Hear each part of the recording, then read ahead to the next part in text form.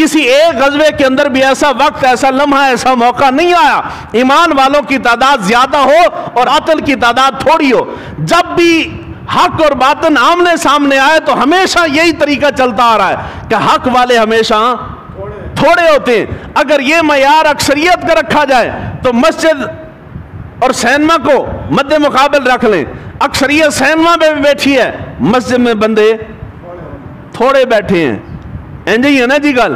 Cricket کا match کروا لیں، میدان بھرا ہوا ہے، کبڈی کروا لو، بیلوں کی دوڑ کروا لو، کتوں کی لڑائی کروا لو، مرغوں کی لڑائی کروا لو، قوم جمع ہے، صبح کی نماز میں ہمارے 5 بندے ہوتے ہیں۔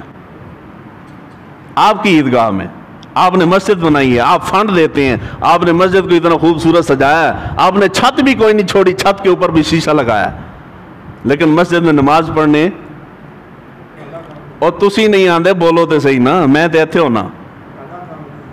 او بابا جس نے فنڈ دیا اس کا کام ہے نا نماز پڑھنا۔ مسجد تو بنا دی شب بھر میں ایمان کی حرارت والوں نے، من اپنا پرانا پاپی ہے برسوں سے نمازی بن نہ سکا۔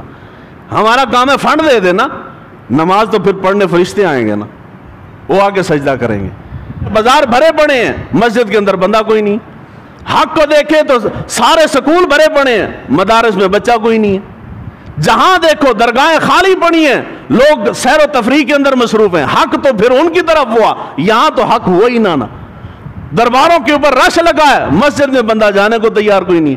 میں داتا صاحب جاتا ہوں، الف سے لے کے یا تک آخری پیر میرے وہی ہیں، بچپن سے میں ادھر ہی جاتا ہوں، وہیں جا کے پڑھتا تھا، آج بھی جب موقع ملتا ہے وہیں جاتا ہوں۔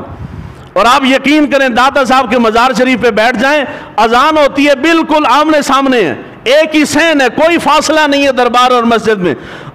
اکثریت لوگ دربار پہ بیٹھی رہتی ہے، نماز پڑھنے مسجد نہیں جاتی، ادھر جماعت کھڑی ہے، یہاں لوگ سمجھتے ہیں کہ نماز سے زیادہ پیر صاحب ہمیں فائدہ دیں گے۔ رب اتنا فائدہ نہیں دے سکتا جتنا ہمارے پیر صاحب فائدہ دیں گے، اور رب کے پاس نہیں جاتے، پیر صاحب کے پاس آتے ہیں، اور رب دی خیر ہے، پیر نو راضی رکھو تے ہر شے بن جاندی۔